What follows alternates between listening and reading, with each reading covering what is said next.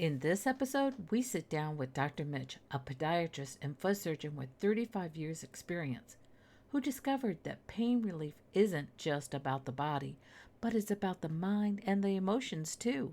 His journey took a dramatic turn when a single acupressure session triggered a patient's life changing breakthrough, providing just how deeply our bodies hold on to stress, trauma, and even unfulfilled dreams. Dr. Mitch shares his experience with non invasive healing techniques, the surprising link between physical pain and emotional blocks. He also shares how he overcame his own lifelong fear of heights. If you've ever wondered how subconscious fears shape your daily life, or if true healing goes beyond medicine, this conversation's for you. Tune in to the eye opening discussion that may change the way you think about wellness. Listen now on Life Mosaic. Welcome to Life Mosaic. Hi, I'm Weezy, and I love to share stories that connect the generations, weaving together the threads of life into a beautiful and lasting legacy. This is a space where every moment and memory matters, embracing the joy, the challenges, and everything in between that shapes who we are. Join me as I uncover and celebrate the living legacy that transcends time and space, creating the mosaic of life, one story at a time. Dr. Mitch, I just want to welcome you to Life Mosaic. I'm so excited to have you here and to hear more about these modalities that you're working with, not just restoring people's health, but some emotional and mental healings also. So I'm just so glad that you are here today. And how are you doing? I am doing wonderful and excited to be here. And thank you for inviting me. Uh, You are quite welcome. I sure hope I can offer some information that will help somebody at some point in time of their life. I'm sure you will, because I have read over some of your stuff and it's just fascinating what you have done in your lifetime. So I'm looking forward to being able to share this with my audience. So, without further ado, let's get into those questions. So, you've practiced your podiatry for 35 years. What drove you to go into podiatry? Was in college figuring out what I was going to do for my life's work. My wife, who was supporting me and putting me through school, developed foot problems. And so I went with her to her podiatry appointment to just be there and support her. And casually mentioned to the podiatrist, what do you do with feet all day long? I was what problems do people who have with feet you could have a profession about? And he said, "Wait, a lot of things. What are you going to do in life?" And I said, "I think I want to be a nurse or maybe a pharmacist, so something in the healthcare field." And he said, "Well, you should come spend a day with me and watch what I do, and I'll show you." And so I spent a day with him, and I was blown away about the number of different conditions he treated, the degree of effectiveness of his treatments. He had patients coming in with a slipper expecting to have foot surgery, and they walked out with a pad on their toe, and the pain was gone, and they were given a big hug. And thank you very much. And I said, "Yeah," he said, "Sign me up." Because Ah, it so, wasn't like he was the same all day long. He saw probably out of 25 patients, he saw 10 or 15 different conditions. And I said, that's a nice mixture of things to do and people to meet and things. And so I found out that I could get into the podiatry school down the street and went, filled out an application. And I happened to have the right prerequisites. And I got in the fall and started my studies. And I never looked back. oh, that's awesome. So you weren't even in a doctorate program or a program to become a physician when you chose. No, I started taking pre-med because I knew I wanted to, I thought maybe you want to be a dentist or a pharmacist or a nurse. And so I was taking chemistry and physics and biology, zoology, and the prerequisites for uh, Okay. medical school. So I was head start on that. And then I did 4 years of podiatry school and a 2-year residency in foot surgery, which is a multiple rotational training where I had medicine and surgery and emergency room and dermatology and radiology and pathology and all those rotations, medical rotations to go along with my podiatry training. And then I opened my practice and I was off to the races. Because when you started off saying that you had gone to the podiatrist with your wife, I just assumed you were probably already in going through those rotations. And this really stuck out to me. So that's what I get for assuming. Never assume, right? Well, podiatry is like dentistry. It's a separate entity. It's a separate school education from first year to fourth year. There we go. There's something else I'm learning. And back then, podiatry was not really accepted by the mainstream. And gradually, over the years, we've worked our way into the medical team. So we're an integral part of medicine now. Is we get take care of the feet, everything. Yeah. Because Yeah, the feet are our base. There's part of that's like our circulatory system goes down and comes back up. And it's it's very important to have good feet. the feet can be the cause, and the feet can be the effect. That they're the foundation. They support the rest of the body, but the upper part of the body affects the feet. So it goes. It's a two-way street. It's go directions. So that's what I discovered when I started integrating the acupressure massage treatments into my practice. I figured all that out.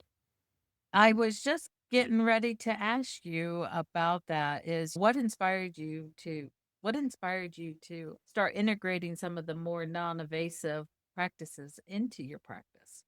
I was always interested in finding a better way, if I could better, faster, better, easier, less disability, less complications, less expensive, whatever, all the advantages.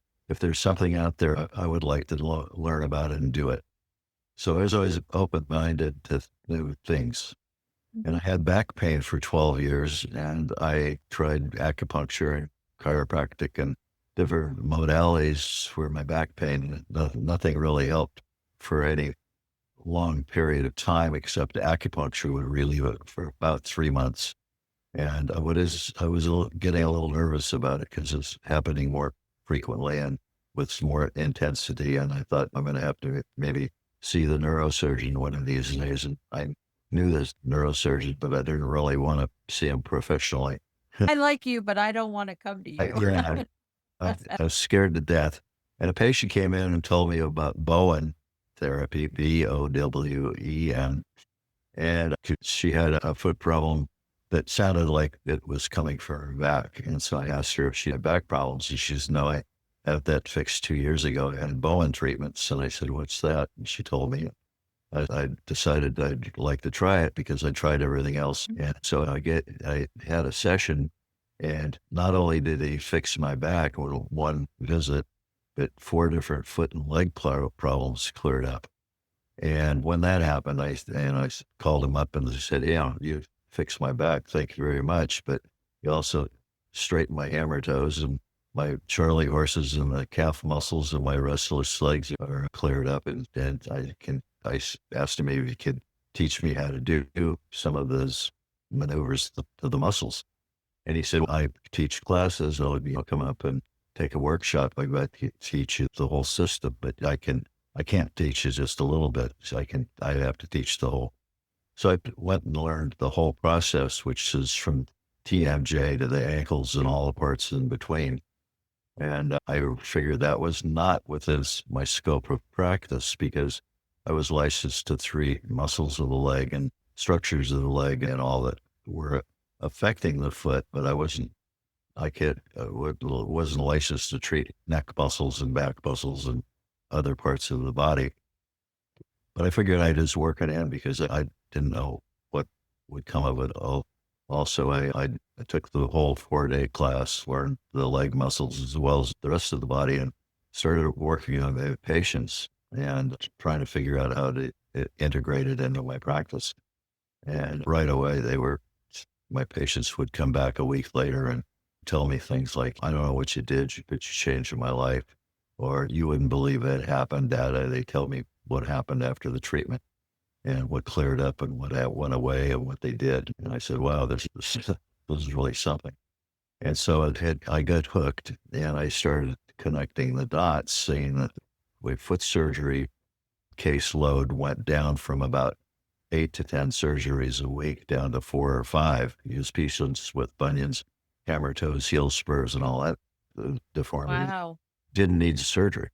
The treatment, along with some of the other things that I did non-surgically, non-interventionally, would get the better. And my practice changed, and I probably had the world's only holistic podiatry practice ever. I told a lot of my colleagues and my buddies about what I was doing and why I was doing it. And they'd roll their eyes and say, oh, yeah, okay, whatever. Yeah, that's good. It's more power to you. Yeah, good luck. Yeah. But I kept doing it, and I just learned a lot of things along the way. It opened a lot of doors that I went in and explored the rooms, and I said, "Well, here's something else," and there's something else, and I got into the emotional aspects of healing and wellness. That's Once again, your segue way just perfect for me because going into the emotional connection and the physical health, it in the information you've shared with me, you share a story about a patient experiencing emotional healing after an acupressure session with you. Do you want to share that story?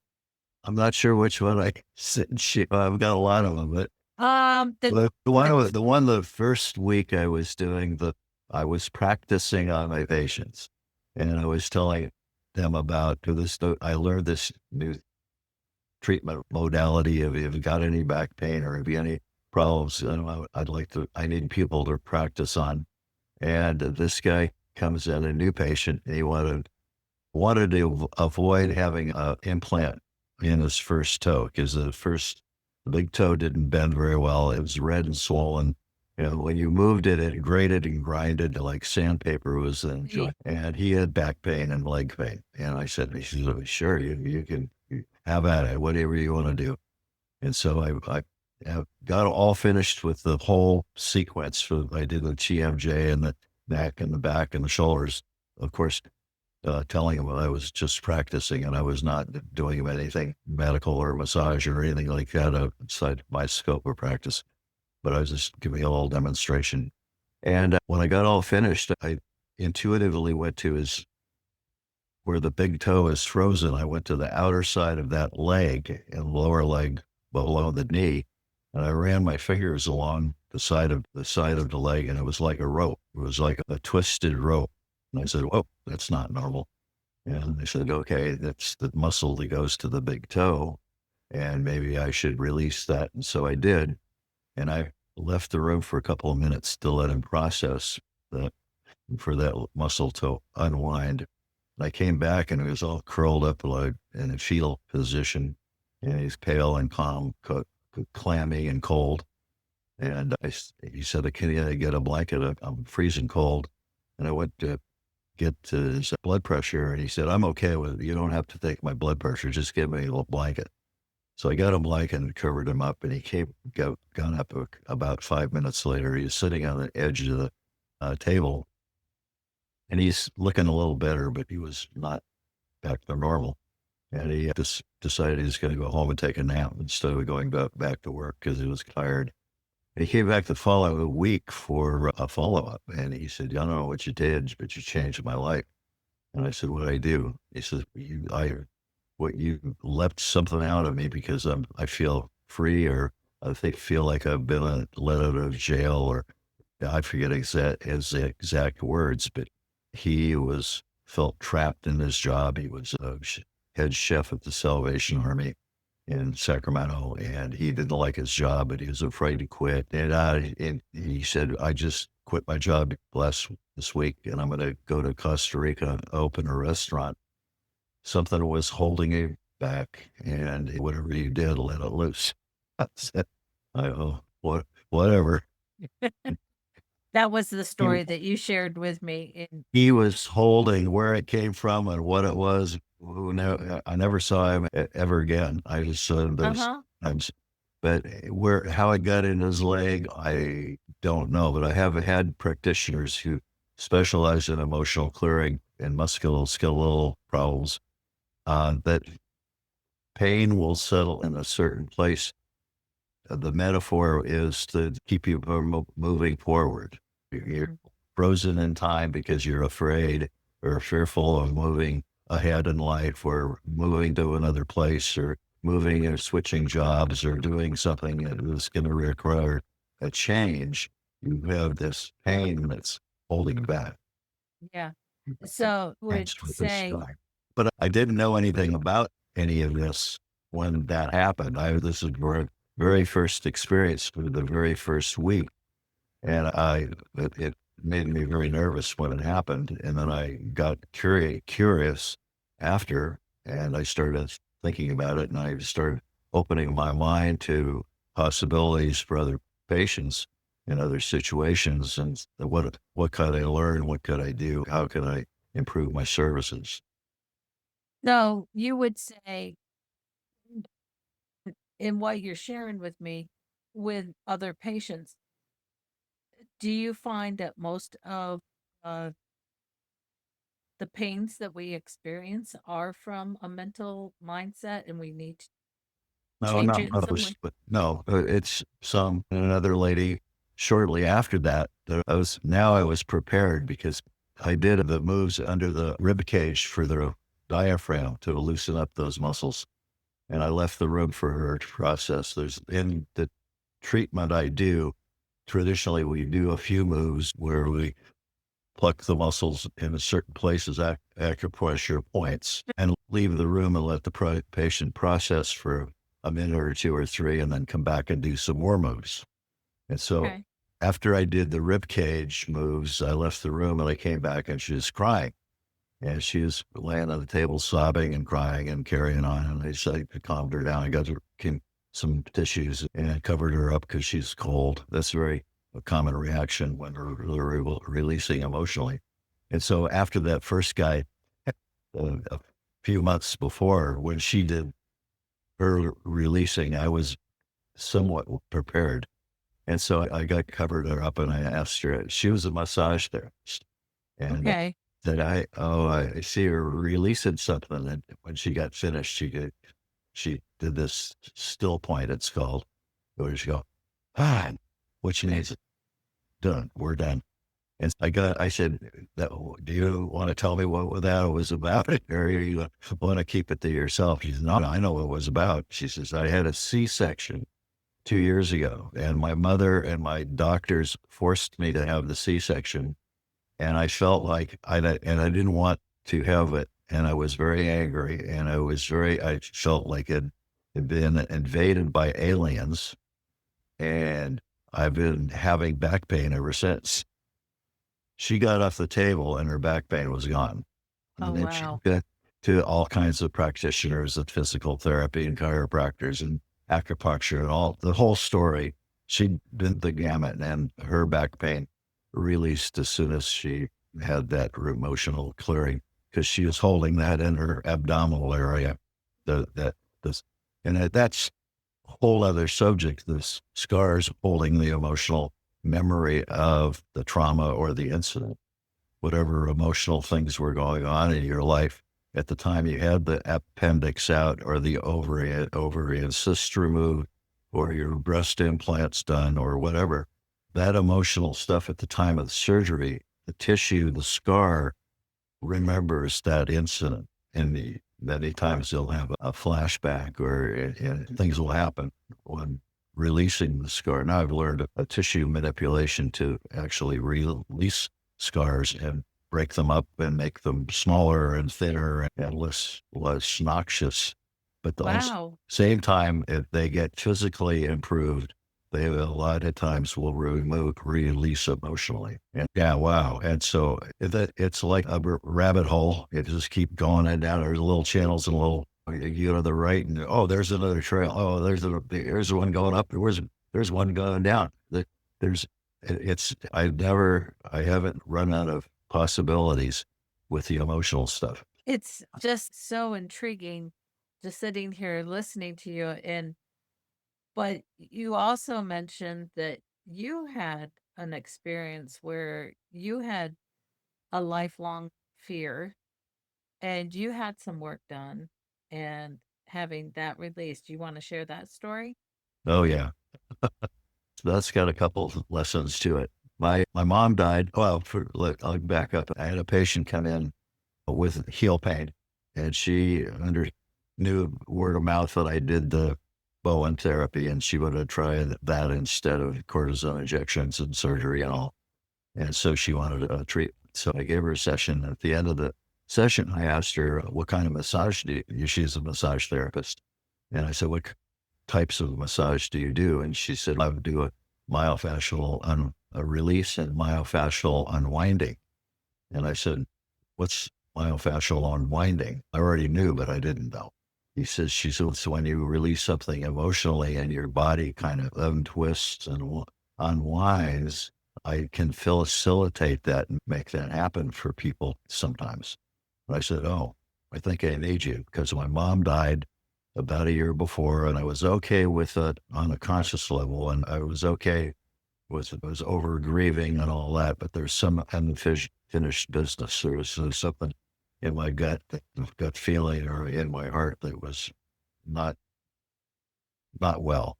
And so I said, "I think I need you. So let's trade treatments." So I went to her office and gave her a Bowen session, a second Bowen session. I actually did her one in my office the first time when I met her. And then when I got through with her at her office, she set me on the edge of the massage table and she put a hand on top of my head, but she wasn't touching. And then she put her other hand on the side of my head and she wasn't touching it either, she was just close. And after a minute or so, I started to weave and rock and roll. Pretty soon, swinging back and forth and back and forth and back and forth. But I was in her office for 45 minutes. My session lasted 45 minutes, and that seemed like about 5 minutes. And I did two other releases, but that was the first one, and that was the big one, and it probably lasted 5 minutes, maybe 10. Oh, wow. And the end, I cried and I laughed and I cried and laughed, and I finally went, "Oh, rockabye baby." And I said, "Oh, wow." And so, Rockin' My Baby. Where that, did that come from? and so I thought about that driving home. And I said, "Oh, we used to, when I was a kid, we'd climb these bay leaf trees in San Francisco. And the suburbs of San Francisco, there's a lot of bay trees, bay leaf trees. Okay. And there were skinny little trees to begin with, and saplings, we'd climb up and shimmy like a monkey when we get this trees swinging back and forth, and we're supposed to switch trees from this tree to that tree." Well, I was Okay. always afraid to do it because I didn't want to. So I pretended with my buddies I was going through and I fall or I just something what would happen, so I didn't have to switch trees. Okay. So that's what I thought the Rockabye Baby was about. And then about 3 months later, I was talking to a patient about the experience, and I said, "Wait a minute, I don't get nightmares about high places anymore. I used to have about 3 or 4 dreams that I had at least once a week all my adult life, and I was afraid of heights. I didn't like to climb to the top of the pyramid, and Chichen needs it. I didn't like to go up in the roof, put the Christmas tree lights or decorations up. I was always afraid of heights." I said, "I'm not scared of heights anymore. I don't have the dreams anymore. They're gone." And I said, "Rockabye Baby." Oh, my mother and grandmother used to sing that to me when I go to sleep at night. Yeah. And so it programmed me. I guess so I must have had a vision and an emotion and a vision of why me in the cradle and the bow breaks and the cranial falls and the gout bow down will come baby cradle and all. And that resonated with me. Uh, Adver- Wow. So So, that's in my tissues somewhere. And yeah. this, So how do you think the childhood experiences in the subconscious impact us later in life. Oh, they're huge because if you're around poverty like I was, and everybody's talking about it, we can't afford that, and we're broke, and money doesn't grow in trees, and money's the root of all evil, and blah blah blah. Blah. You get a belief system, and the money is bad, and then you get to be 35 or 40 years old, and you want to be a successful person, and you want more money. You can't manifest more money because it's contrary to your belief system.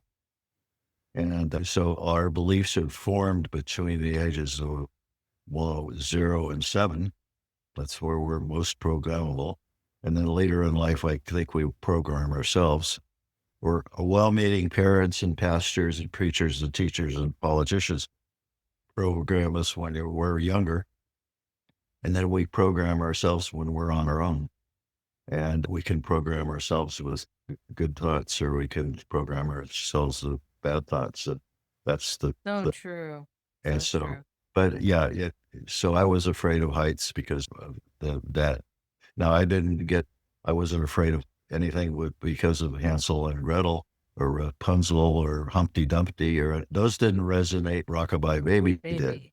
So it's Yeah. just, it's the vision and the emotion, the feeling that you have in combination with the sensory sense. Yeah. You have an emotional sense and a sensory sense combined to be the programs that set into the subconscious or Because something like that. yeah, because I remember growing up, I grew up on a farm, and one summer, my sisters, it's summertime, they're running around barefooted, and one sister got a nail in her foot. Another sister, her foot was back in those days, we would have steak or something, you would give the bone and stuff like that. And my sister was out running around, and a T-bone went stuck her in the foot, and she had to go get stitches and stuff. And I would watch a lot of television, and there would always be robberies or somebody get shot or something like that. And for the longest time, I thought everybody had to experience those things in their life. I thought everybody had to take a bullet, to step on a nail, is just be cautionary and don't hang out with people, don't put yourself in that situation where you might get shot or something like that.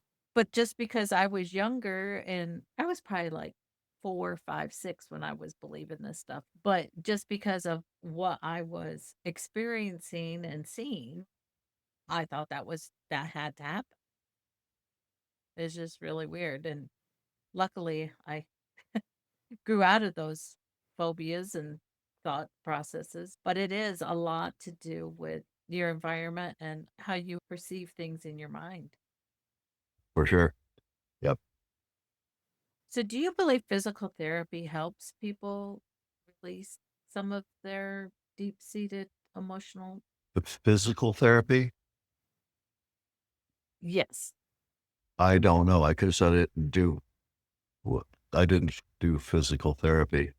Did therapy and it was physical. You're talking about the profession of physical therapy or just the physical touch, Just the physical touch and the different things that you worked on. Do you oh, believe yeah. already? How impactful do you think that is with the emotional therapy? Oh, quite impactful. I had other experiences with other modalities, like I mentioned already, the scar tissue procedure that I do, which is very simple. It's a crisscross pattern that I do over the scar with my finger or thumb. And if this is the scar, I go like this in this direction, and then I go the opposite direction, and then I go along the scar in this direction and back this direction, and then I go on an angle. And this round trip, I'm going back in both directions, and I go this angle. And so it comes out of like a web shaped pattern. And I do that 3 times the length of the scar. And within minutes, the scar will lose its ropey, lumpy feeling. It'll change colors. It will, and then sometimes the people will release emotionally. For instance, I was doing a C-section scar on a lady, and she got freezing cold, just freezing cold, and got her blanket. She said, "That's the same cold as I experienced in the operating room." Because they had the operating room freezing like 65 degrees or 62 degrees when I was having my C-section, and I've never been so cold in my life. And this is the exact same cold. Oh, geez. And will release the emotional stuff. There's a treatment called therapy or modality called NAET, N-A-E-T, which is an acronym for Nambudripad Allergy Elimination Technique. And Nambudripad discovered that if she held something in her hand that she was allergic or sensitive to and stimulated acupuncture points along the spine up to the governing vessel and the bladder meridians along the spine areas from the sacrum all the way up to the neck, it can disconnect the association with the substance held in the hand. And if the substance is you're reacting to the substance because you once upon a time were under stress when you came into contact with a substance. Like I was with eggs. I was subjected to eggs in the Army for 2 years when I was 18, 19, and 20. And I was under stress every day, all day. Yes. And my body mind started at that point recognizing eggs with stress.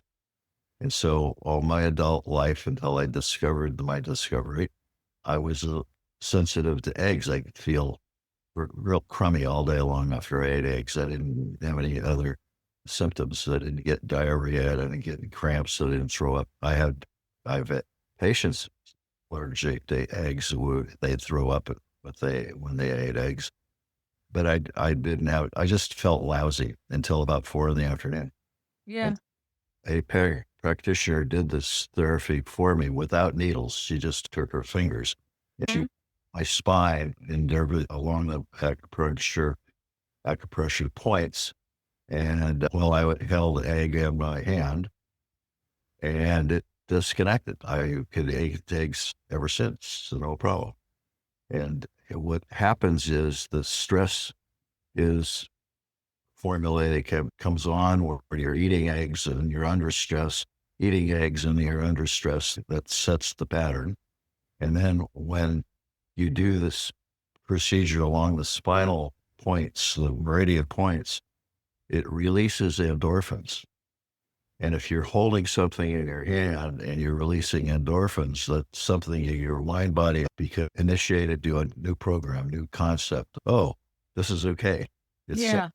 relax, give it up. And so So, that's how that works. okay. This goes into encouraging change and growth. And you're talking about you're holding this object in your hand and you're encouraging your body to give it up and it's changing your mind.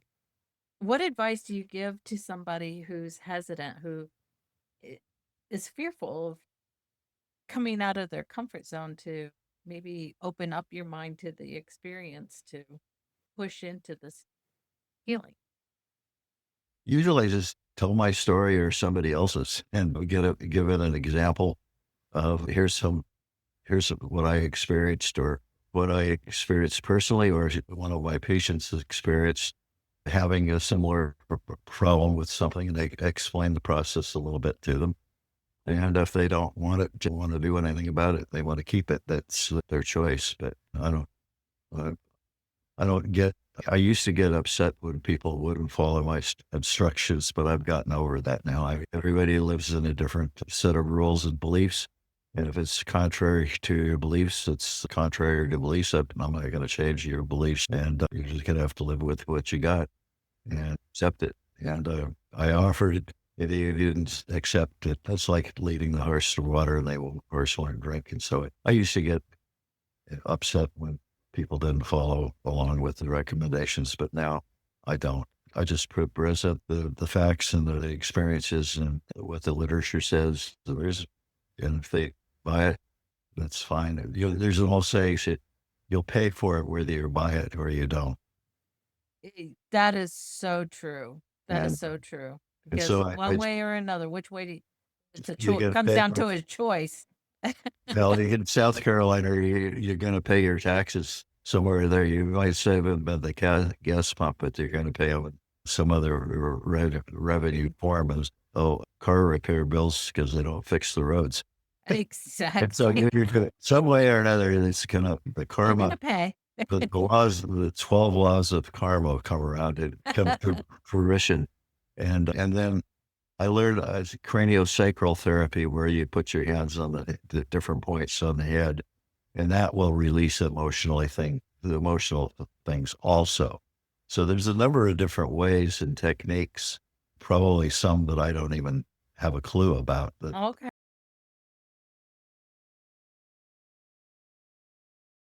We had thunder and lightning and pouring rain raging all through the night. What was our backup plan? There wasn't one.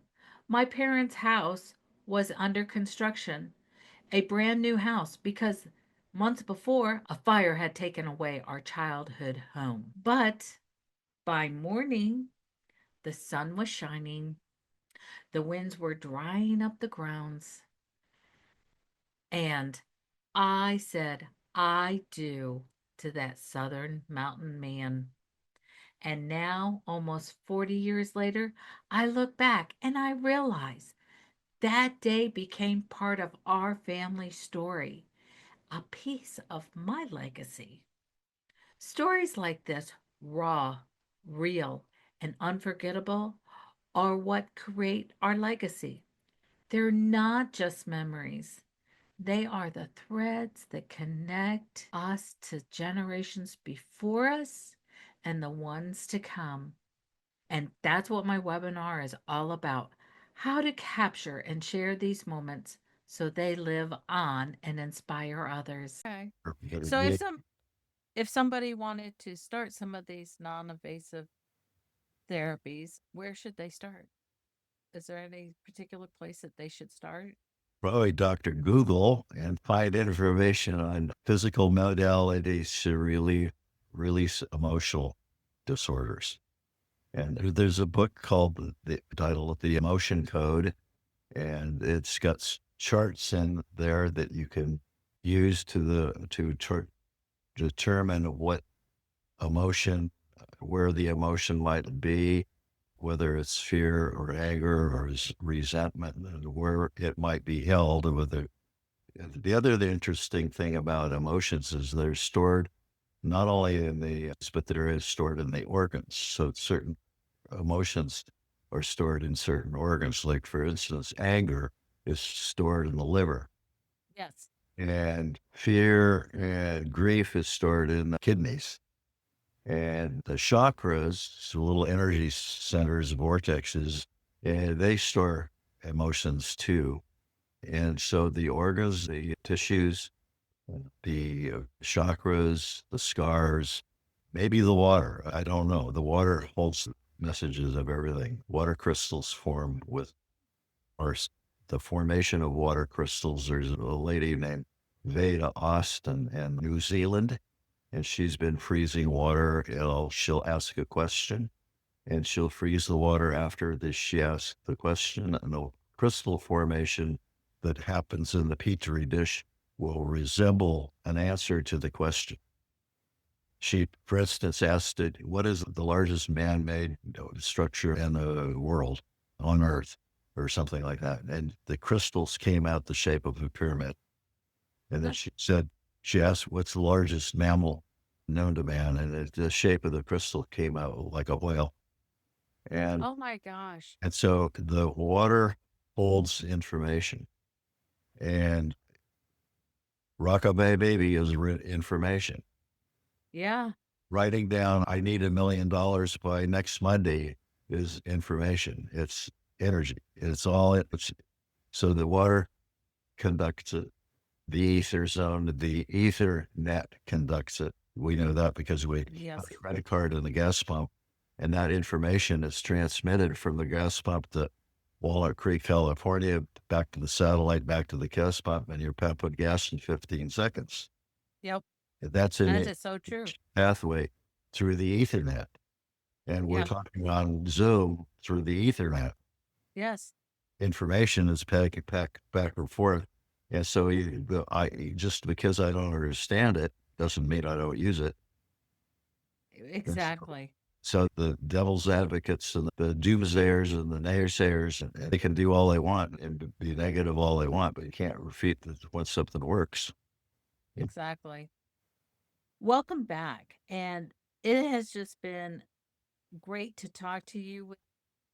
It's just been so great to talk with you, Dr. Mitch, and hearing all of these alternative modalities and hearing how the mind body connection really does work if we are brave enough to step out of our comfort zones and give it a whirl. Just give it a whirl. Just give it a chance. So it sounds like you've had just a fascinating career in this. What's one of your most rewarding moments, do you think? I manifested my dream home on 17 acres in California. I started out wanting a 5-acre parcel so that I could have a little peace and solitude for myself and my family. And I had this pipe dream, and I think about it every now and then, and I say I should do that. And I once in a while I go look at a piece of property and say, oh, it's too expensive, or I didn't want to do it. And then 3 months later, 6 months later, I'd say, well, after about 3 years of off and on, I decided one day I'm going to go on a mission. I'm going to find a piece of property. I've got to, because my wife was not getting along with the neighbors, and we had to move. So I have started asking every patient that I saw every day for about 3 days, do you know any property for sale at such a location? And they'd say, oh no, but if I hear anything, I'll call you. And one Wednesday that week, one lady said, no, I don't, but call so-and-so because he knows of all that neck of the woods and he knows the lay of the land. And so I called so-and-so because I knew him. And I told him what my intent was. And he says, yeah, come on Saturday, I'll show you around. I got know a couple places for sale. And so Saturday we went up, my wife and I, and we drove around and looked at some properties, and they were very good. They were too steep or no trees, and I didn't like them. And then all of a sudden you remember the lady across the creek from him 2 years before wanted to sell her place. He said, I don't think they sold it. Let's go check. So we went into this place, and it was 25 acres. It was absolutely beautiful. Had a river running through it, and it was just knock dead gorgeous. I fell in love with it, and they weren't home, so we couldn't look at it. Oh, I got home, and he said, "Don't worry, call it. They're in the white pages. They're in the back when we had phone books. back when we had the phone books." And he said, her name is Emma Adjett, and she'll be happy to talk to you. Just tell her I have referred you. And so I called up, and as soon as I got home, I called the number and I looked it up, and I told her what happened, and she said, "Oh yeah, we were going to sell it. And a couple of people wanted to buy it a couple of years ago, but we didn't sell it to them because they were going to subdivide it, and we want a family to buy it and raise their kids on it." And I said, exactly what I want to do. I got 3 kids, and one of them rides horses, and the other one wants a dirt bike, and we just work. That's your piece of property is ideal. And she said, come on. So she showed us around that night. We drove back up the hill, and she showed us around every nook and cranny of that. We didn't get out of there till 10 o'clock at night. Oh, wow. This is the middle of the summer. And she said, we really want to sell it to you. And he said, and I said, I don't think I can afford it. And she said, oh, we'll carry so we made arrangements, and all kinds of things happened. Like there are too many coincidences to be coincidence. Happened that I got that piece of property, and I kept it. We lived on it for 3 or 4 years, and eventually built our dream house in the middle of 17 acres. We sold off 8 acres, an old house, and we kept 17 acres, and I lived there for 25 years. and enjoyed the wild life and the peace and solitude and quiet and everything. And I said, I didn't make this happen, but my intent unfolded. Mhm. It happened because of all of the coincidence that took place. Right. But I spearheaded the idea and the emotion, and the intent was there to manifest it very quickly. And I was probably one of the most rewarding because we enjoyed it as a family for 24 years, and I sold it for a big profit and moved to Columbus, North Carolina. But, uh, Okay. but I, but I have had patient experiences that were profound. People come back. I had one lady. I went at a slump for about 3 months, where my results weren't very good. I was not getting the miracles happening like I was before. And I said, "Whoa, what's going on here?" And then I realized that I was focusing on some problems that I was having, and I was defocused from and detached from my patients.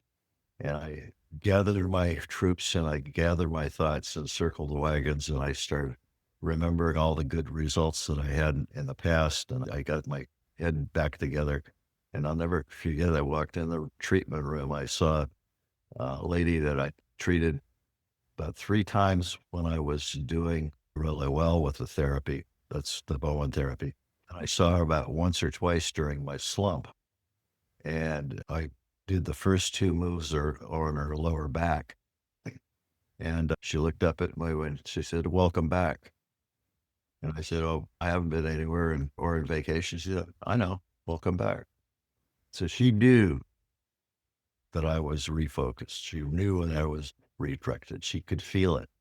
She could, Yes.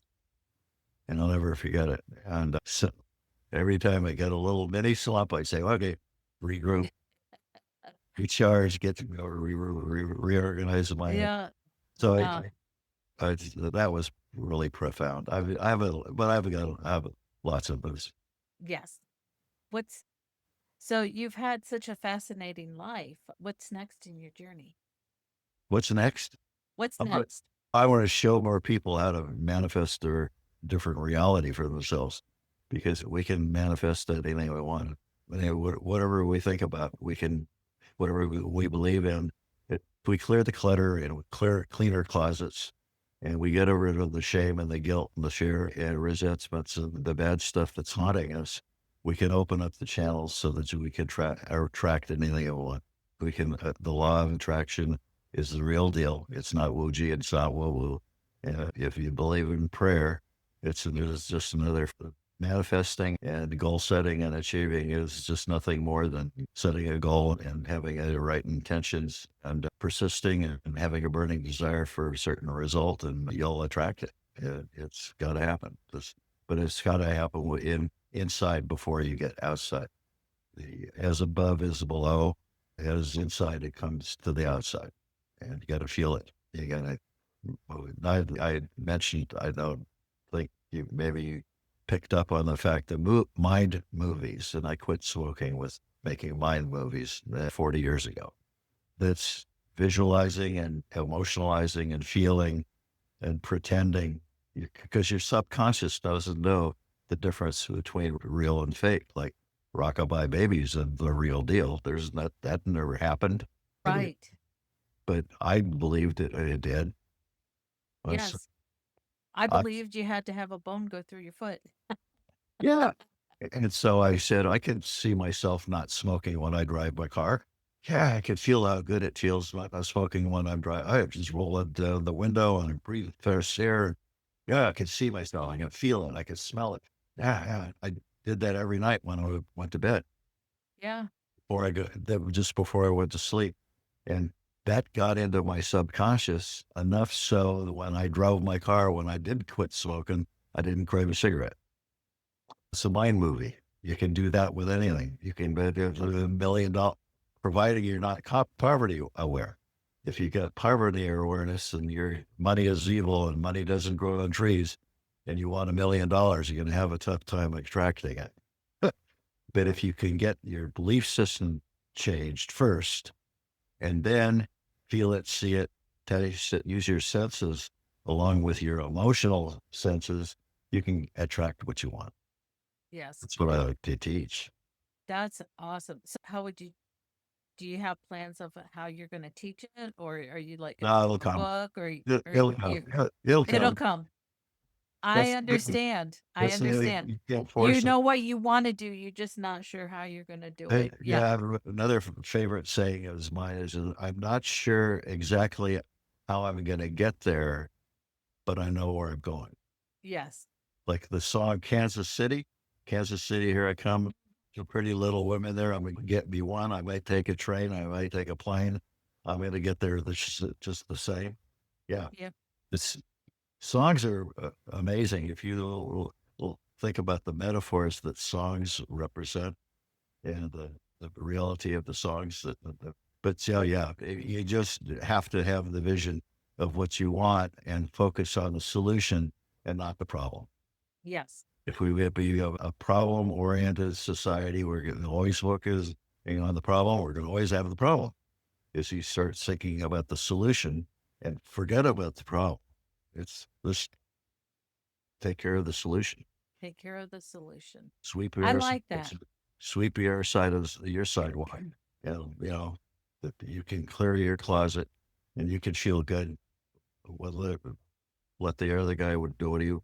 There's drifters and there's sailors. I'm a sailor. I know where I'm going.